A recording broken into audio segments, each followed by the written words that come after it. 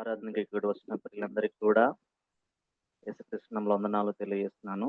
ప్రియులరా, సమయంలో ఆరాధనకు వెళ్ళకపోయే ముందు దేవుని వాక్యం నుండి యెషయా గ్రంథం 55వ అధ్యాయము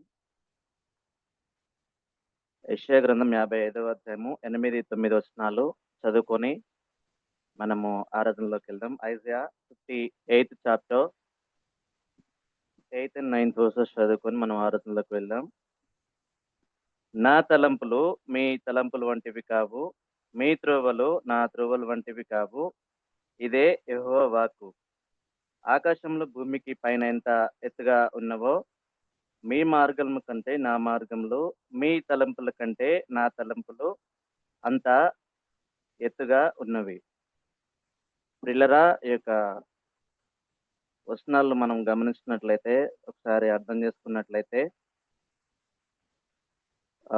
ఈ అధ్యాయంలో దేవుడు మరి తన ప్రజల్ని క్షమాపణ అనుభవించమని కనికరంతో ప్రేమపూర్వకంగా ఆహ్వానిస్తూ ఈ విధంగా మరి దేవుడు అంటా ఉన్నాడు. ఏమంటున్నాడంటే 8, 9 వర్సెస్కి వచ్చేసరికి, నా తలంపులు మీ తలంపులు వంటివి కావు, మీ త్రోవలు నా త్రోవలు వంటివి కావు అన్నక్కడ దేవుడు మరి ప్రజలందరితో మాట్లాడుతున్నట్లుగా మరి మనం చూడొచ్చు. ప్రియులరా, మనకు దేవుని తలంపులు, ఆయన మార్గాలు మన వాటితో పోలిస్తే, యాక్చువల్గా పోల్చకూడదు, పోలిస్తే ఎంత గాఢంగా అంతరంగంగా ఉన్నాయో స్పష్టంగా చెప్పే వచనాలుగా మనము అర్థం చేసుకోవచ్చు. ప్రియులరా, నిజంగా జనరల్గా మన దైనందిన జీవితాల్లో మనం అనేక సార్లు అర్థం కాని దారుల్లో నడుస్తా వస్తూ ఉంటాం. నేను ఆలోచించినట్లు ఎందుకు జరగడం లేదు అని కొన్ని సందర్భాల్లో అసహనం, భయం, అయోమయ పరిస్థితుల గుండా వెళ్తా ఉంటాం. మన మధ్యలో ప్రతిరోజు ఎన్నో ఆలోచనలు, ఎన్నో తలంపులు మరి తిరుగుతా వస్తూ ఉంటాయి. ప్రియులరా, చాలాసార్లు ఇలా అనుకుంటాం, మనం మన జీవితాన్ని మెరుగుపరచాలంటే ప్లాన్స్ చేయాలి అని అంటా ఉంటాం. ప్లాన్స్ వేసుకోవాలి, అంతటా వేయాలి అంటే రకరకాలుగా ఆలోచిస్తూ ఉంటాం ప్రియులరా. కానీ ఎన్నో సార్లు మన అంచనాలు, ప్లాన్లు పనిచేయవు. ఎందుకంటే మనం అనుకున్న విధంగా దేవుడు పనిచేయడు. కానీ ఇక్కడ మనం అర్థం చేసుకోవాల్సిన విషయాలు ఏంటి అంటే, కానీ అప్పుడు మనం మర్చిపోవద్దనే ఒక సత్యం ఏంటంటే, దేవుడు మరి ఐజయా 58 చాప్టర్ 8 వర్స్లో మరి దేవుడు మాట్లాడుతా ఉన్నాడు. దేవుని తలంపులు మన తలంపుల కంటే ఎత్తైన విషయాన్ని నేను మీకు జ్ఞాపకం చేస్తాను ప్రియులరా.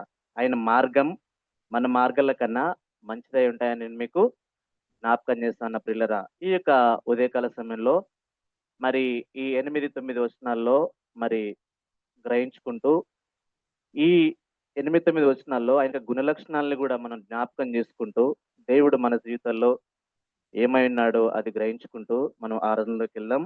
ఈ ఐజయా 55, 8 వచనం ఒకసారి మనం చూసినట్లయితే, ఫస్ట్ వర్స్లో ఆయన ఈ విధంగా అంటాడు, నా తలంపులు మీ తలంపులు వంటివి కావు అని అక్కడ దేవుడు సెలవిస్తా ఉన్నాడు. జనరల్గా మనుషుల తలంపుల గురించి ఒకసారి మనం ఆలోచన చేసినట్లయితే, మన తలంపులు పరిమితమైనవిగా వస్తూ ఉంటాయి. చాలా సందర్భాల్లో మన తలంపులు మన యొక్క జ్ఞానం మీద ఆధారపడుతూ వస్తూ ఉంటాయి.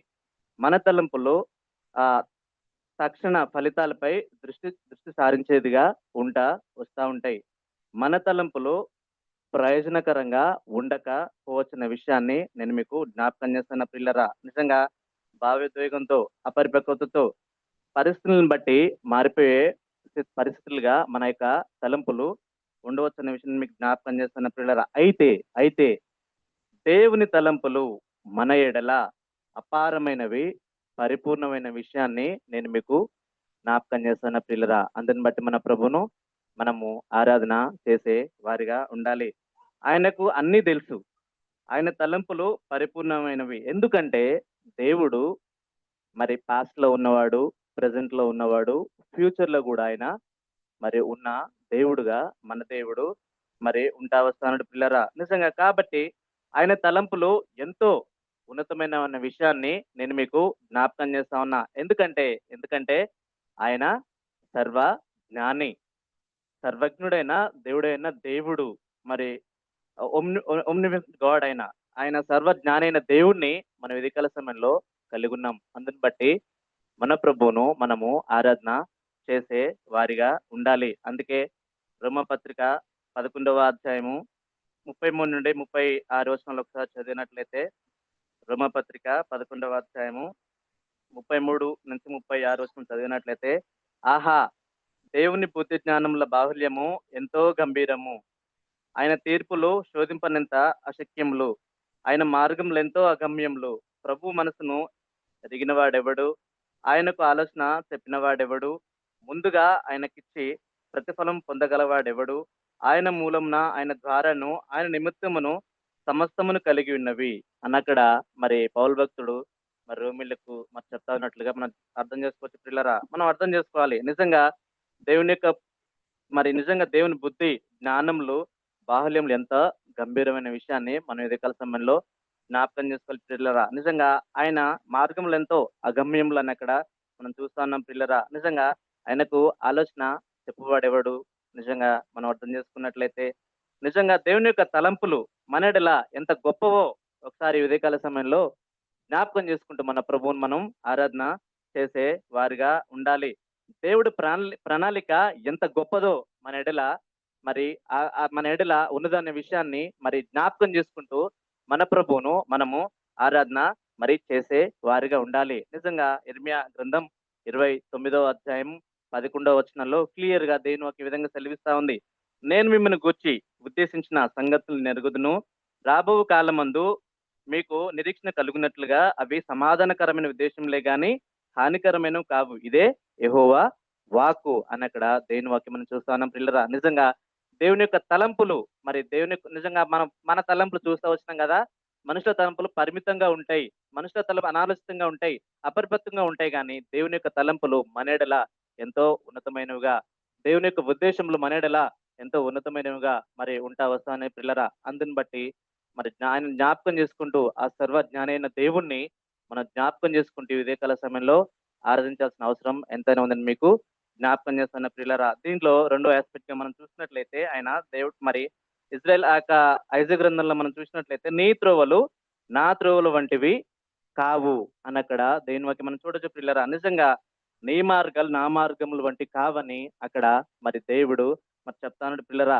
మనుషులంగా మనం ఒకసారి అర్థం చేసుకున్నట్లయితే మన త్రోవల్లో మన మార్గాల్లో స్వార్థం వస్తా ఉంటది. మన మన మన యొక్క మార్గాల్లో అపవిత్రత వస్తా ఉంటది. మెనీ సందర్భాల్లో మన త్రోవలు సొంత ప్రయోజనాల కోసం వస్తా ఉంటాయి పిల్లరా. మనం వెళ్లే మార్గం ఒక్కోసారి మంచిదిగా మనకి అనిపించవచ్చు చాలా సందర్భాల్లో. కానీ కానీ ఆ ప్రోబ్స్ లో ఒక మాట ఉంటుంది పిల్లరా. 16వ అధ్యాయము 25వ వచనంలో దేవుని వాక్యం ఈ విధంగా సెలవిస్తుంది. ఒకని మార్గం వాని దృష్టికి యథార్థంగా కనపడును, అయినను తుదకు అది మరణానికి దారి మరణానికి చేరినని అక్కడ ప్రోబ్స్ లో మనం చూడొచ్చు పిల్లరా. కానీ దేవుని యొక్క మార్గాలు ఒకసారి మనం అర్థం చేసుకున్నట్లయితే, ఒకసారి మనం జ్ఞాపకం చేసుకున్నట్లయితే దేవుని యొక్క మార్గాలు పరిశుద్ధమైనవి, దేవుని యొక్క మార్గాలు న్యాయమైన విషయాన్ని నేను మీకు జ్ఞాపకం చేస్తున్న పిల్లరా. ఎందుకంటే మన దేవుడు hour God is Holi and righteousness God. మనం పరిశుద్ధమైన దేవుణ్ణి మనం కలిగి ఉన్నాము, నీతియుక్తమైన దేవుణ్ణి మనం కలిగి ఉన్నాము. అందుని బట్టి మన ప్రభువుని మనం ఆరాధన చేసే వారికి ఉండాలి. ఆయన మార్గాల్లో పవిత్రత ఉంటుంది. ఆయన మార్గంలో న్యాయబద్ధమైనదిగా ఉంటుంది. ఆయన మార్గం సత్యంతో కూడినదిగా ఉంటుంది. ఆయన మార్గం నీతిని అనుసరించేదిగా ఉంటుంది. ఆయన నమ్ముకున్న మనము ప్రజలంగా యాజ్ బిలీవర్స్ గా ఆయన యొక్క మార్గాలు నడిపిస్తూ మన మార్గం మీద ఆయన యొక్క దృష్టిని దేవుడు అనుదినము ఉంచుతాడన్న విషయాన్ని నేను మీకు జ్ఞాపకం చేస్తాను ప్రియులరా. అందుని బట్టి మన ప్రభువును మనము ఆరాధన చేసే వారిగా ఉండాలి. అందుకే యోబు గ్రంథం 24వ అధ్యాయము 23వ వచనంలో దేవుని వాక్యం ఈ విధంగా సెలవిస్తుంది ప్రియులరా. ఆయన వారికి అభయమును దయచేయును గనుక వారు ఆధారం నొందురు. ఆయన వారి మార్గముల మీద తన దృష్టి ఉంచును. దేవుడు మనం వెళ్ళే మార్గాల గుండా ఆయన యొక్క దృష్టిని ఉంచే దేవుడుగా మన ప్రభువు మనకున్నాడు. అందుని బట్టి మన ప్రభువును ఇదే కాల సమయంలో జ్ఞాపకం చేసుకుంటూ ఆరాధన చేసే వారిగా ఉండాలి. మన దైనందిన జీవితంలో ఆయా మార్గాల గుండా వెళ్తా ఉన్నప్పుడు జాబ్ సిచ్యువేషన్స్ లో కావచ్చు, సంబంధ బాంధవ్యాల్లో కావచ్చు, వాటెవో అకస్మాత్తుగా విఫలమవుతా ఉండొచ్చు. మన నుండి మరి పోవచ్చు గాని, అయితే దేవుడు మనకు మంచి మార్గాన్ని, ఉన్నతమైన మార్గాన్ని సిద్ధపరిచే దేవుడుగా మన ప్రభువు మనకున్నాడు. అందుని బట్టి మన ప్రభువును మనం ఆరాధించే వారిగా ఉండాలని నేను మీకు జ్ఞాపకం చేస్తాను ప్రియులరా. అందుకే ఒకసారి జోసెఫ్ యొక్క లైఫ్ ని మనం చూసినట్లయితే జోసెఫ్ ను మరి సొంత అన్నలే అసూయతో ఐగుప్తుకు మరి అమ్మవేసినట్లుగా మనం చూస్తాం ప్రియులరా. ఐగుప్తు దేశానికి బానిసగా అమ్మబడ్డాడైన. అక్కడ మరి పొత్తిపుర యొక్క భార్య అకారణంగా ఆయనపై నింద వేస్తా వస్తా ఉంటది ప్రియులరా. అయితే చెరసాలలో ఉండాల్సిన పరిస్థితి అయినది, చెరసాలలో వచ్చిన దారి అయినది. కానీ కొంతకాలం తర్వాత దేవుడు ఆయనను ఐగుప్తు దేశానికి ఏం చేసినాడు?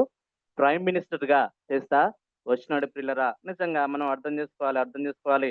అందుకే మరి మరి దేవుని వాక్యం మరి ఈ విధంగా సెలవిస్తుంది. మీరు నాకు అందుకే జెనసిస్ 50 అధ్యాయంలో 20 వచనంలో మరి మరి జోసెఫ్ ఈ విధంగా అంటాడు, మీరు నాకు కీడు చేయ నిర్దేశించరు గాని నేటి దినంన జరిగినట్లు అనగా బహు ప్రజలను బ్రతికించినట్లుగా అది మేలుకే దేవుడు ఉద్దేశించును అనక్కడ మరి దేవుని వాక్యంలో మనం చూడొచ్చు ప్రియులరా. నిజంగా దేవుని మార్గంలో మన అడుగులకు, మన జీవితాలకు మార్గదర్శకంగా ఉంటా వస్తా ఉంటాయి ప్రియులరా. దేవుని మార్గంలో మన జీవితంలో మరి మరి దేవుని వాక్యంలో మనం చూడొచ్చు కదా. మరి సామ్స్ 19th 105 మనం చూసినట్లయితే, నీ వాక్యం నా పాదములకు దీపమును, నా త్రోవకు వెలుగై ఉన్నదన్న విషయాన్ని జ్ఞాపకం చేస్తున్న ప్రియులరా. నిజంగా మన మార్గాలకు దేవుని యొక్క వాక్యం మన పాదాలకు దీపంగా ఉన్నది, మన త్రోవలకు మరి వెలుగుగా ఉంటా వస్తా ఉన్నది ప్రియులరా. మనం గైడ్ చేసే దేవుడుగా, మన మార్గాలను సిద్ధపరిచే దేవుడుగా, మన మార్గాల్లో తోడే ఉండే దేవుడుగా మన ప్రభు మనకున్నాడు. అందుని బట్టి మన ప్రభుని ఉదయకాల సమయంలో ఆరాధన చేసే వారిగా ఉండాలని మీకు జ్ఞాపకం చేస్తున్న ప్రియులరా. అంత మాత్రమే కాదు, దేవుడు తన మార్గాల ద్వారా మన యొక్క హృదయంలో శాంతిని, నెమ్మదిని కలుగజేసే దేవుడుగా మన ప్రభు మనకున్నాడు. నిజంగా నీతిగా, న్యాయంగా మరి లోకంలో యాజ్ ఎ బిలీవర్స్ గా మనం వెళ్తా ఉన్నప్పుడు ఆయా పరిస్థితులు మనకు వస్తా ఉంటాయి.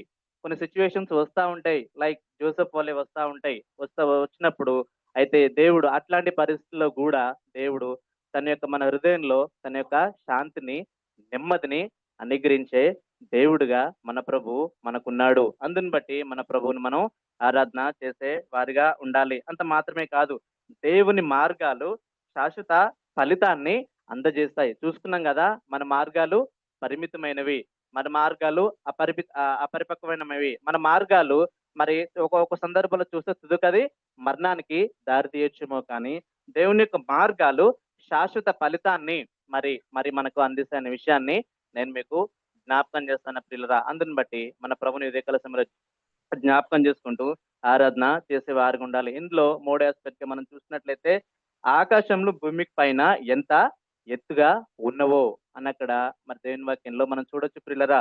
ఇక్కడ ఇటర్నల్ పర్స్పెక్టివ్ లో మనం చూసినట్లయితే ఆయన యొక్క గ్రేట్నెస్ ని మనం అర్థం చేసుకోవాలి. విదేకాల సమయంలో ఎంత గొప్ప దేవుని కలిగి ఉన్నామో మనము ఆయనకి గ్రేట్నెస్ ని జ్ఞాపకం చేసుకుంటూ, ఆయన మన జీవితంలో ఏమైనా గ్రహించుకుంటూ మరి మనం విదేకాల సమయంలో ఆరాధన చేసే వారిగా ఉండాలి. నిజంగా ఆయన అర్థం చేసుకోవాలి. ఆకాశానికి మించిన ఆయన తలంపులు, ఆయన మార్గంలో మన జీవితాల కోసం సిద్ధపరుస్తున్న దేవుడుగా మన ప్రభు మనకు ఉన్నాడు. అందుని బట్టి మన ప్రభువుని మనం ఆరాధన చేసే వారిగా ఉండాలి. నిజంగా ఒకసారి చూడండి, స్కైని ఎర్త్ని మధ్య యొక్క దూరం కొలవలేం. నిజంగా ఎంత ఎర్త్ని స్కైని మనం చూసినట్లయితే కొలవలేస్తామా? మనం కొలవలేము. అదే విధంగా దేవుని యొక్క తలంపులకు, మార్గాలకు, ఉద్దేశాలకు ఎంత తేడా ఉందో, ఎంత ఉన్నతమైనవో మనుషులంగా మనం అర్థం చేసుకోలేము. కానీ ఈ జీవితం సరిపోదు. దేవుడు అంత గొప్పగా మనేడల ఆయన యొక్క తలంపులు, మనేడల ఆయన యొక్క మార్గాలను సిద్ధపరిచే దేవుడుగా, ఆయన మార్గాల్లో నడిపిస్తున్న దేవుడుగా మన ప్రభు మనకున్నాడు. చాలా సందర్భాల్లో మెనీ టైమ్స్ మనము మరి మన మార్గాల్లో నడిచేవారుగా ఉంటా వచ్చినాం.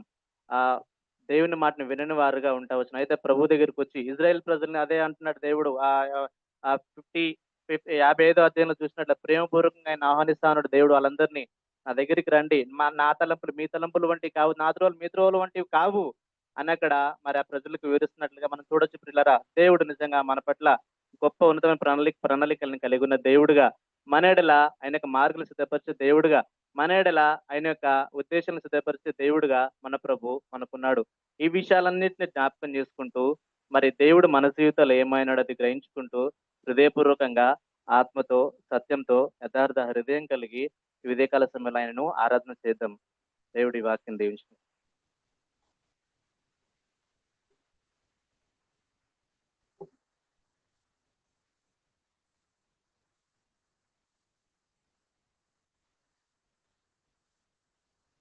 Let's all stand up. All of us who are able to stand up and just think of these thoughts. The Lord said, my thoughts are not your thoughts. And the distance between your thought and his thought is how much? Sky and heaven and earth. How many of you badly wanted something, but you couldn't get? Still struggling for that. Maybe a better job, maybe a healing, maybe you needed children badly. Just think of this thought. God loves you and his thoughts are not your thoughts. You know, when we are thinking of temporary things, he is thinking of eternal things. That is the first thing we must understand. With that, if you had that healing in your body, you may not have come close to God at all. You know, you try to avoid pain, but God uses pain to bring us to his peace. That is so precious. It is eternal. So think of those things. God says, my thoughts are not your thoughts. And one more thing we must understand, when God says, my thoughts are not your thoughts, what are his thoughts for us? His plans are the best for us, right?